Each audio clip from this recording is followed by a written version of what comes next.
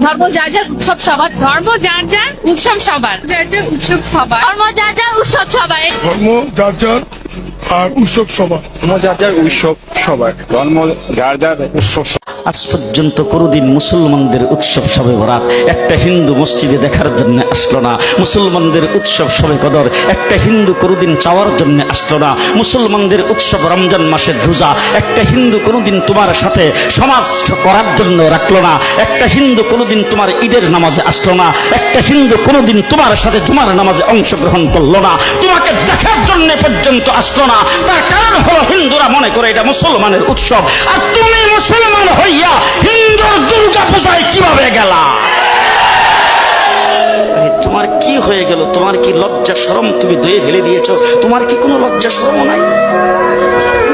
লজ্জা শরম নাই? আবার কি সুন্দর বলতেছ, ধর্ম যার যার উৎসব সবাই। হাই হাই হাই, ও মুসলমান যুবকেরা ভালো করে শোনো, ধর্ম যার যার উৎসব সবাই, তাইলে বিয়া যার যার বউ তো সবাই। জি, বিয়ে যার যার বউ সবার, পুষ্কুনি যার যার মাছ সবার, গাছ যার যার ফল সবার, ক্ষেত যার যার ফসল সবার, দোকান যার যার মাল সবার।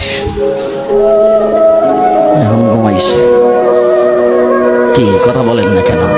তাহলে আমার দোকানের মাল যদি আমার হয়, আমার ক্ষেতের ফসল যদি আমার হয়, আমার গাছের ফল যদি আমার হয়, আমার গাছের নারিকেল যদি আমার হয়, আমি বিয়ে করলে বউ যদি আমার হয়, মুসলমান আমার পুষ্কুনির মাছ যদি আমার হয়, তাইলে ধর্ম যার উৎসব তার।